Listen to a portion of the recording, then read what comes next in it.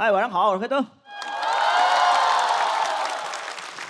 上个月有观众看我演出买票被骗了100多万，碰到骗子了，做了一个假的大卖网，几乎一模一样啊，说要身份验证一下，跳到支付软件扫了个脸，10分钟169万，169万就为了看我一眼，你感觉给我都能把我治好了，我都能看他一眼了。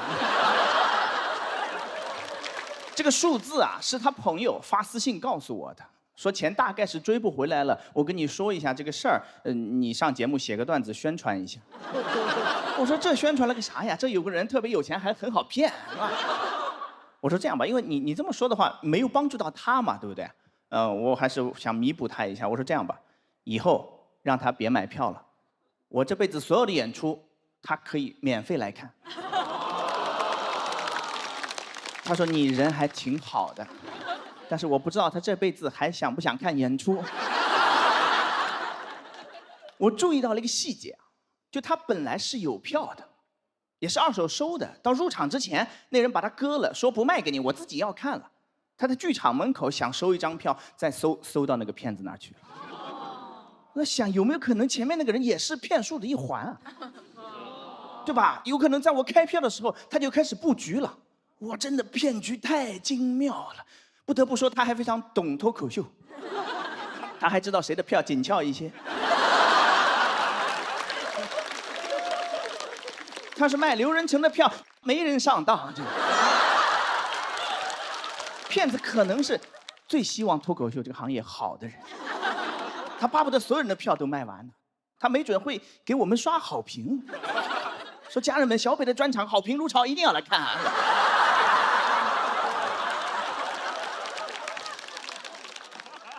我写段子的时候，我去搜了一下，我发现一个数字真的震惊到了。说00几年的时候，你要能编出一套能骗到人的这个电诈剧本，能卖100万。10多年前了，你搁现在得300-400万了。这就是中国最顶尖的编剧的价格。细思极恐啊，朋友们！因为过去这几年电信诈骗最猖狂的那几年，正是影视行业走入寒冬的那几年。会不会最好的编剧早就去东南亚了？剩了些3流的编剧，你去看电影吧。你去电影院，你看有的电影得看1个小时，你才发现被骗了。这边剧情多快呀，10分钟啊，对吧？真的如果真的是这样的话，我就觉得有点太可怕了啊！而且你发现每一个那个电诈的话术啊，也特别像一个精彩电影的开局。说恭喜你中了一张豪华游轮的船票，泰坦尼克号。说赶紧来一趟，你儿子在海边失手把人给打死了，哪吒。而且现在会根据你泄露的隐私给你定制专人的剧本。我们的隐私泄露的太严重了，就都是这些平台泄露出去的。以前你想一个 ID 就能注册了，后来要你的邮箱号，要你的手机号，要的越来越多了，越来越过分了。我前几天点开一个 APP， 它要查看我家网络上的其他设备。你干什么？你一个放歌的软件，你干什么？你摸我家冰箱干啥啊？那黑胶是看上我家的牛柳了吗你啊？都是他们泄露出去的。我觉得平台就应该负起这个被骗的这个责任，你们应该全额承担，对吧？甚至我注册的时候，你就应该先发给我一笔钱，我到死没被骗，钱再还给你，对吧？你都搞什么超前点播了，超前赔付怎么了，对不对？但是没人听我的，就是，我就自己想一想，就怎么办呢？一遍一遍跟大家讲，买票一定要小心，不要相信什么领导票、内部票，都是骗人的。一场演出不看不会死的，错过就错过了，错过了你就等。好的演出肯定还会返场的，不会返场的垃圾错过省钱就是。你真要有那169万，直接给我，我可以上你家给你演，我能把你家冰箱都演燃起来，你信不信？没办法，只能一遍一遍这么讲，因为反诈真的很难做的。这么多年，我见到过一个反诈宣传，在杭州看到的，小区楼下拉个横幅说3号楼王先生裸聊被骗28万，这个真能教育人，但只能教育到王先生一个人。王先生这辈子可能都不会再裸聊了，但小区其他人不会觉得，他们不会觉得，只会觉得好笑，只会觉得王先生不会裸聊，我裸聊肯定没事儿。谁能不被诈骗呢？对不对啊？谁没人敢保证，我只能敢保证我不裸聊，我裸聊都不知道干啥。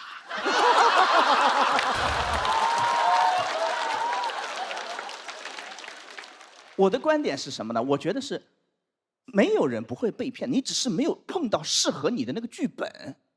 我调查一下，有没有那种朋友觉得自己这辈子绝对不会被电诈的？鼓鼓掌，我听一下，有没有？怎么会有这么多盲目自信的朋友？你们是最容易被骗的人。跟你说录综艺，给个链接你就敢往里点啊！陌生手机给你打电话，你真敢接呀？你们胆子是真大呀！吓不吓人？你自己想一想，吓不吓人？吓人！闵行区银杏广场集合，等半天来一大巴给你拉走，一上去签协议，手机还要没收。拉到荒郊野外，你不知道什么地方，给你关起来，开始先折腾2个小时，在那等半天，对吧？然后给你发一吃的，想放松你的警惕，然后开始折腾，一帮小丑上来给你们逗你们笑，对吧？搞到后半夜，凌晨1点了，困不困？眼睛都不敢闭呀！再一睁眼，园区。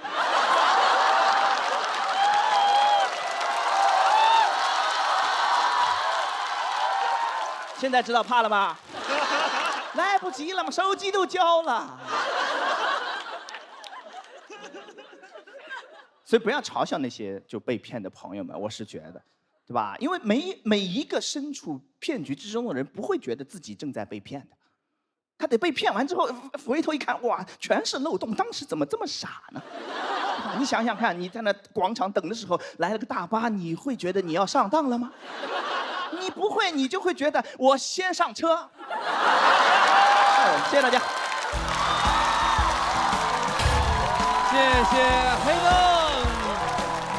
喜欢黑灯这段表演的朋友，千万不要忘记为他投票，请锁票。好了，这帮人已经完全放松警惕了，可以收网了，可以收网了。这不是演习。哇，这个不但是好笑，还有功德呀！这真的是纯纯的反诈宣传，这是。是，别人花了169万啊，然后这个买给他一个素材，你知道吗？我都担心这个是不是你搞？买剧本来着。他都这样了啊！但是我是觉得这个对社会来讲啊是功德。对于咱们平台来讲，我跟你说，下一次还有没有观众，我都觉得有点悬。您还是单纯，您就没怀疑过，您今天在这儿是我们所有人。我都觉得我跟他是同伙，你知道吗？演员，我们都是演员。对，所以你们小心点。这次黑灯完全没用他以前的盲人视角的这个方式来讲这个故事啊，这次是完全脱离开了，他跳出所谓的就是说舒适区吧。其实你放下了自己的武器的同时，你就能捡起新的武器。这个特别棒，而且这个是多长时间的事儿？这是5月10号，这不就刚刚的事儿吗？对，1个月前嘛。天哪，真的什么事儿千万不要让这个脱口秀演员这个逮着，你知道吗？对，逮着迅速成段子，太厉害了。不要购买任何黄牛票，好的演出一定会返场。对。对，那刘仁成也不是不好卖，刘仁成也挺好看的。但是总编剧牺牲了一项，就是大家去看小刘的奇妙冒险。黑灯，你才说刘仁成都自杀了。没有，我完全不在意，因为那梗是我想的。我喜欢他骂我，你知道吗？没有，他骂我，我特别中听。哎，而且呢，还特别往心里去。但我觉得他说了有一句话也特对，就是你可能没遇到你的那真正的剧本，所以你会一直觉得什么都骗不了你啊。因为说实话，我说相声这么多年，一直觉得自己才是骗别人的那个人，因为我们在舞台上经常塑造一种骗子的角色，我也特别喜欢演骗子。然后就觉得自己应该不会被骗，但我们到目前为止，我觉得我不能再往下说了，感觉越说又要离这个被骗要不远了。不要立 flag。对，我没立，我又拔了，我又拔了。我觉得黑灯的创作能力太强了，这是5月份发生的事情，然后你每次都有这么多的新的素材，在这么短的时间内，你就能让大家。然后刚才还纯的玩弄了一段观众，对，我就觉得很赞叹你的创作能力。那个玩弄观众是我老婆给我想出来哦，本来就不知道怎么收，后来就想了半天，我老婆给我出了主意。好厉害呀！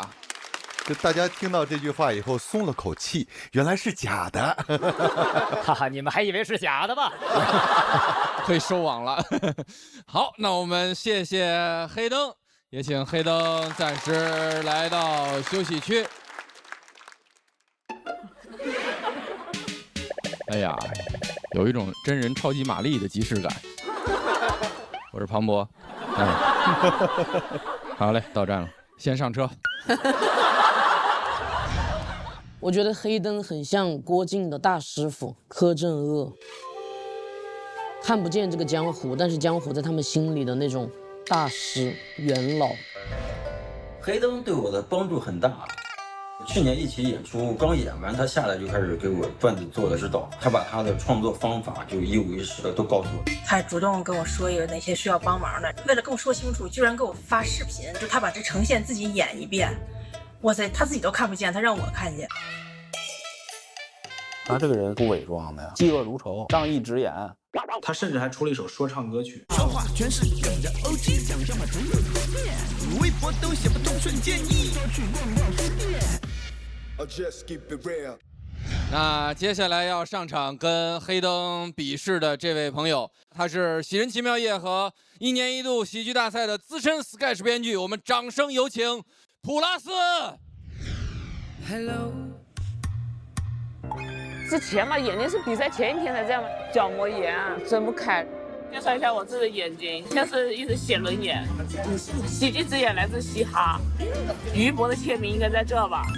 然后这里有只小眼睛是大木画的，这边有只眼睛是0.7画的，比较拥挤，上面比较拥挤位置。不后悔啊，没选他可能眼睛。这个问题我不全怪黑灯，反正他错已经有过2次了，这不是第1次了。对，我俩组合叫真善美，真善美，然后恶的那个给捂上了，用喜剧之眼挡住了恶，用喜剧之眼看他一眼，在 wink。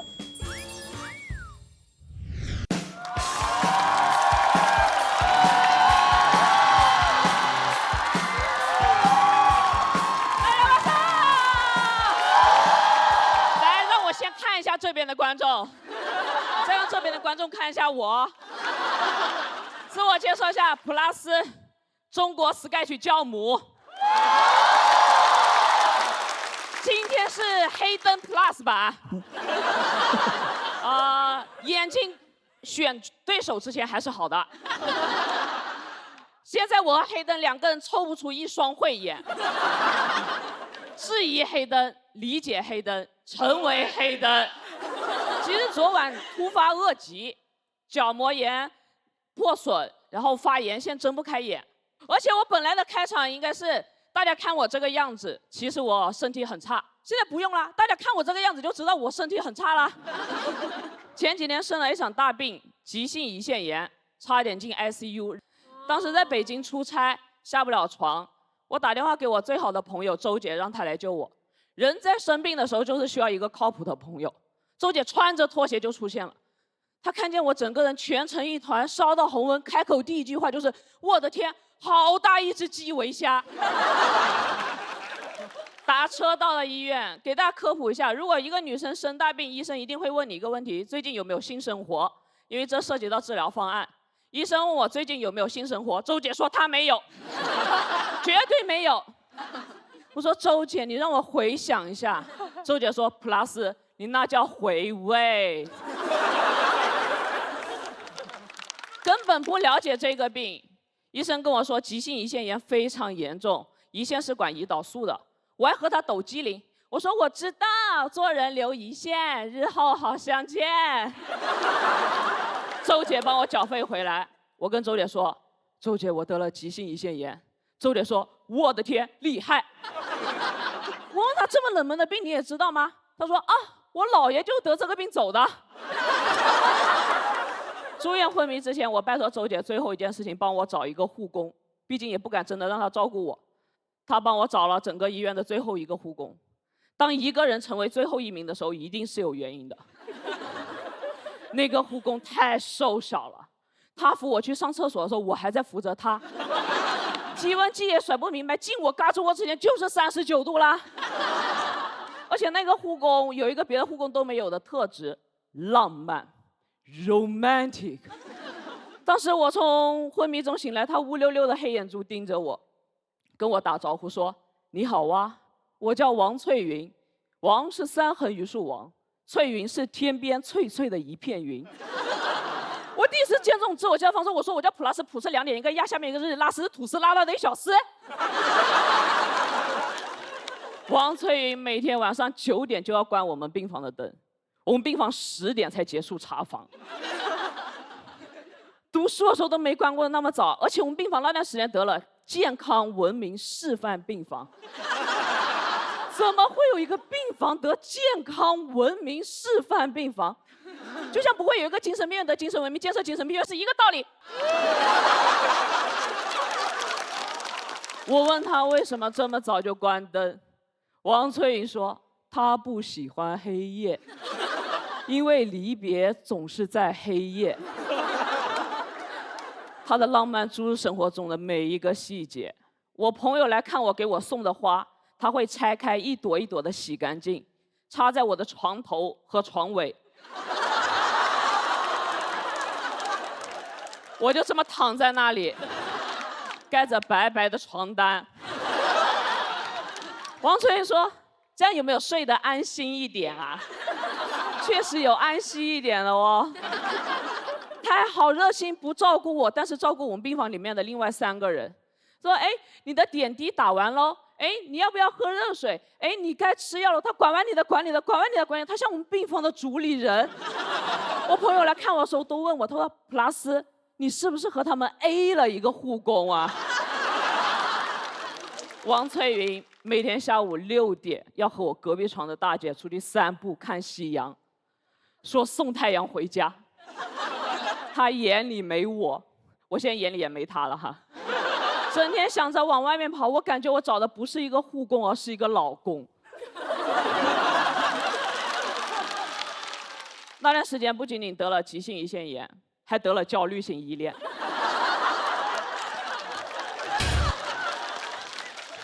我看见王翠云，我就想问她，我们是什么关系呀？你可不可以只和我说话？你可不可以爱我？恢复得很慢。我说病房好拥挤，他说没有啊，4个病人1个护工。我说有大象，他说在哪？我看不见。我说你当然看不见了，你是我们这段关系的主导者。有一天早上5点钟，他把我叫醒，说和我一起去死吧。我说我们终于走到这一步了吗？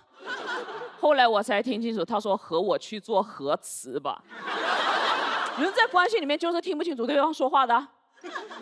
而且我不理解为什么6点半的核磁他5点就把我叫醒了。我坐上轮椅的时候，我知道了他推不动我。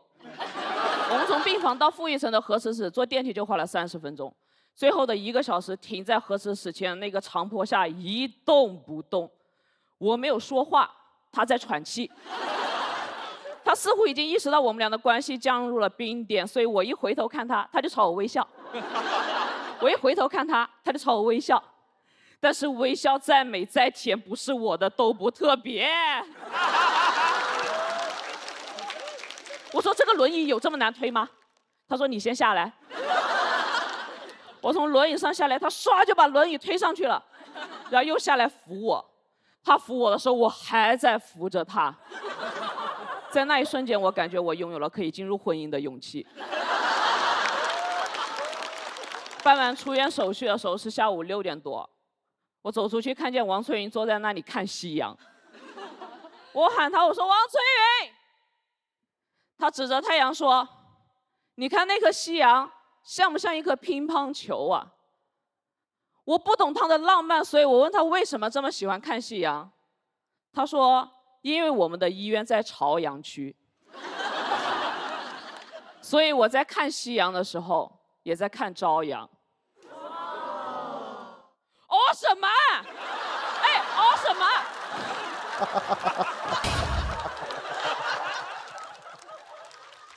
这对我的病情有任何帮助吗？但是也许对于王翠云有，她是一个每天面对生死的护工，也许浪漫是她的圣经。最后我没有投诉王翠云，因为我普拉斯做人留一线。我这几年看到太阳的时候，我会恍惚，分不清楚那是夕阳还是朝阳。就像我人生中很多瞬间，我分不清楚我在活着还是在死去。住院的8天让我想到了很多。其实感谢王翠云，如果没有她，我5天就能出院了。谢谢大家，我普拉斯，谢谢。喜欢普拉斯这段表演的观众朋友，千万不要忘记为他投票，请锁票。你的这个整个这个段子，我觉得挺高级的。这个王翠云，你看大家都共情她，是因为普拉斯啊，他把自己描写成一个小人，所以当大家欧的时候，我为什么拍那一下，就是这个点，我才慢慢明白，你是把自己扮演成一个小人，然后其实是衬托那个人的浪漫，但是那个人的浪漫，其实你早就读懂了。你懂我。但我怎么觉得他是真的生气啊？波哥，你也懂我。他就是有一股，真的就是一股还没有释放出来的一个能量跟气体在身体里边游荡。就是其实我觉得你那股气儿还没过去。对。你开始下来以后，我说这是都怪黑灯，不许他有毒，我没选他，啥事没有吧？我们也都一直以为他这不传染。我觉得能把那个王翠云延展到婚姻关系，我觉得延宕的蛮有意思的。但是能感觉到你，就像刚才博哥没有那么消解，可能对，就是你好像还没有消解掉一些东西，有点拧巴的感觉。因为如果没有他，我真的能早出院很多。因为我生病的时候，刘洋也去看我了，他应该见过我那个护工。当时就是我们几个看普拉斯的人在照顾普拉斯。我特别想补充一句。他们2个人，一个遮着2只眼，一个遮着1只眼，好像5条悟在打卡卡西啊！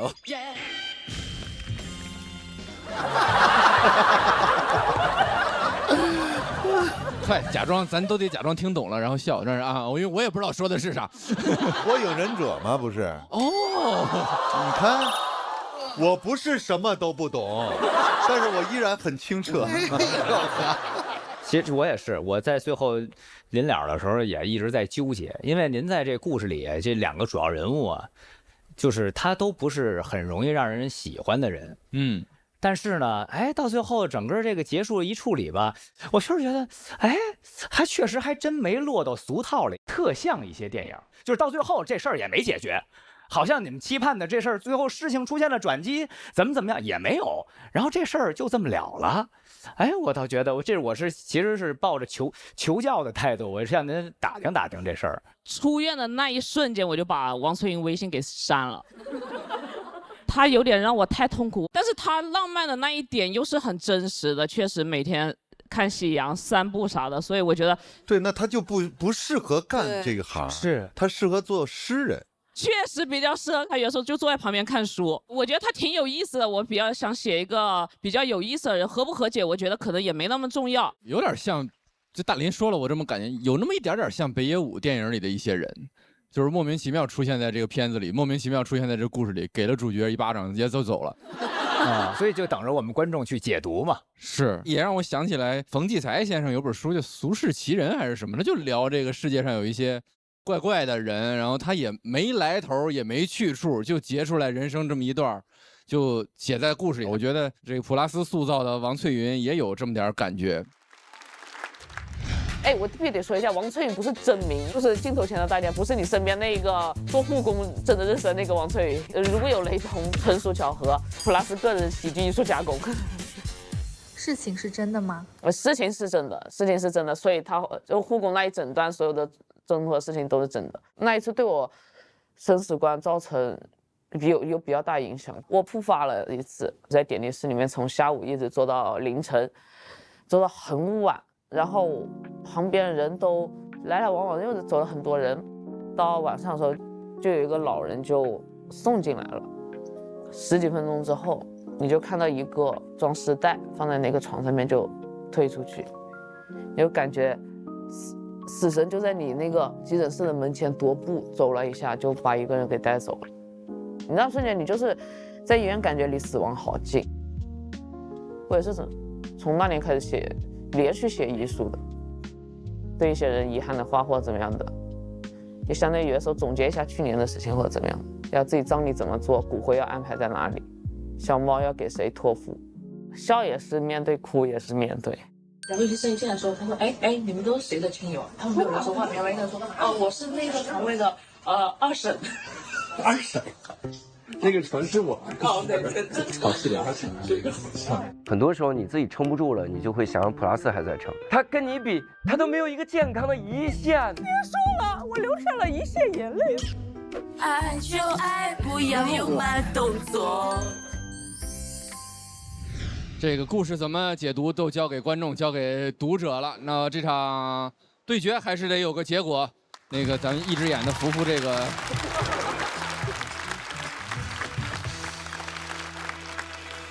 黑灯普拉斯都是拿到气氛组的满票。那现场的观众最后会给出我们最终这组对决怎样的结果，请看大屏幕。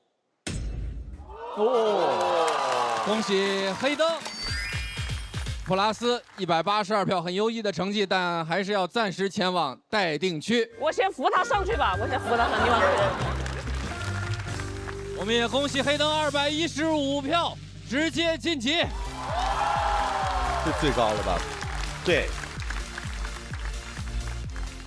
那随着黑灯跟普拉斯这场比赛的结果也出来了，我们第2赛段对抗路友谊赛的第2场就全部结束了，谢谢各位。一起来看一下目前的得票情况。淘宝闪购更优惠，你的喜报已就位，请看大屏幕。恭喜黑灯获得本期比赛的最高分。够快、够好、够优惠，淘宝闪购将与你一起见证购闪耀时刻，并且为你准备了惊喜福利。谢谢所有的演员为我们带来的精彩表演，感谢各位观众对我们的支持，谢谢我们的气氛组组长。我们下一场精彩继续，下周再见。喜报喜报！今晚加3不用等，淘宝闪购帮你省。嗨，这里是淘宝闪购给你准备的盲盒。淘宝闪购的盲盒，那我必须好好期待一下。闻到了蛋糕的香味。上淘宝闪购搜夏日拼团，点外卖拼团更优惠。拼了拼了，干饭不孤单。感谢够快、够好、够优惠的淘宝闪购，那我就先去享用啦，拜拜。啥子？你说你舞台咋了？你没得事嘛？你没事儿吧？是三雄一同回神坛了。在大城市混得不错啊，小天才。因为我有天神为我领航。日本草原的天神吗？还能管城市的事情说？是比亚迪天神之眼自驾系统的城市领航功能，比亚迪可以为安全兜底。啥子？你车了？当然不跟你们说了，我要开车了。你好，小芳。你好呀。帮我导航到四川省甘孜藏族自治州道孚县仙水东路6号3楼尼洽网咖。淘宝闪购够快、够好、够优惠。本节目由点外卖更优惠的淘宝闪购独家冠名播出。笑点稳稳接住，成长稳稳守护，宝宝成长有底气，上场有实力。感谢皇家美素佳儿特约赞助播出，听个段子电充好。感谢5分钟充好，9分钟充饱，零下30度只多3分钟的比亚迪汽车赞助播出。轻松爆梗随口来，一口维他爽开怀。感谢真茶真柠真爽的维他柠檬茶赞助播出。华为 Pura 90系列，新一代2亿自拍旗舰，2亿自拍一出手，追星大片跟着走，为健康护航，让快乐加分。感谢为健康做好药，东阳光药赞助播出。土地有温度，美食有态度。感谢爆笑零食好 homie，10个晴天美食小铺赞助播出。欢迎大家来到收工了喜剧之王，耶！也恭喜黑灯老师拿下本场最高分，感谢。哎呀，有点害羞啊？怎么能害羞呢？那你说现场，如果你不得冠军，谁会？南瓜。先把照片全部换成南瓜。我对咸鱼只有一个疑问，他发际线到底有多长？前有雷佳音量头围，后有咸鱼量脑门。我们来量一下啊。为啥是黑灯在量？哎，南瓜，你还打算减肥吗？减，比完赛就减。最近压力太大，一笼比一笼胖。一笼，你少吃一笼，完事儿你蘸点醋。来到大家万众瞩目的游戏时间 ，pose 不一样，3、2、1，走红毯。哎，主要问一下南瓜吧。我激动到滑倒了。台语是在牛，月是在签字，秀腿，在当保安，夺冠。我在捧杯啊，感恩。我在演翟佳宁。完了，我俩淘汰了。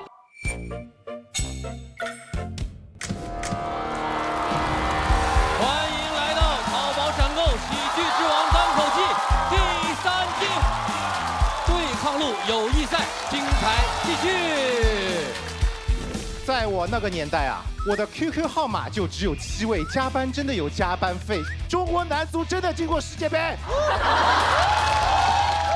然后他就开始教我用垃圾话干扰前锋，偷偷踩人家的脚后跟儿。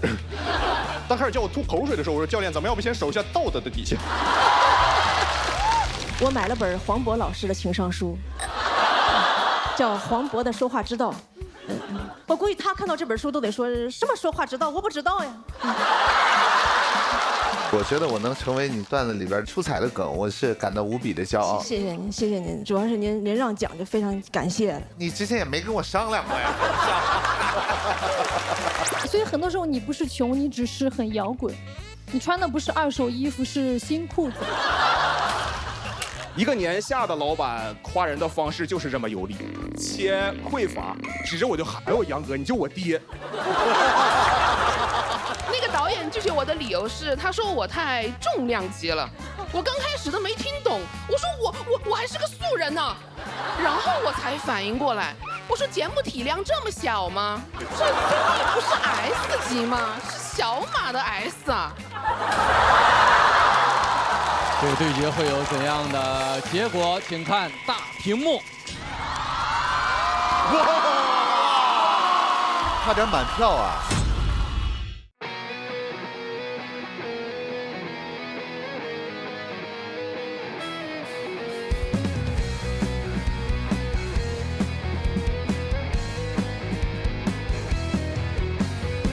看到吗？台上是谁在领奖？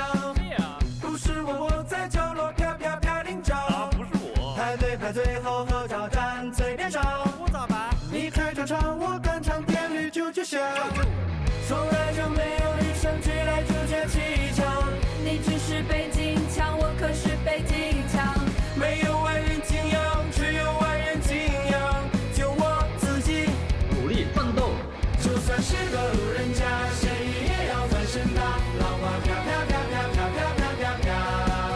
谁不是？每周一12点，会员专分享喜剧演员们收工后的走心饭局。电视看爱奇艺就用奇异果 TV，享真奇映画 Max 高品质视听，解锁100种追踪方式，你的私人定制尽在爱奇艺综艺。来爱奇艺创作中心投稿《喜剧之王》单口季第3季，2创视频赢现金奖励。海外用户下载爱奇艺国际版多语言字幕，更多独家内容抢先看。更多节目精彩资讯尽在新浪娱乐微博综艺、新浪综艺，百度一下你就知道。上百度 APP 搜索《喜剧之王》单口季第3季，看更多精彩内容。独家中文百科合作平台，上百度搜索《喜剧之王》单口季第3季，精彩内容尽在百度百科。上新浪新闻客端搜索《喜剧之王》单口季第3季，看节目更多精彩内容。上前程无忧511照找高薪工作，赚到你笑。下载网易小蜜蜂，看年轻人的朋友圈，拥有到词典 AI 同传，外教课堂轻松听懂，跨国会议无碍沟通。听播客上小宇宙 APP， 听单口喜剧演员聊更多幕后故事。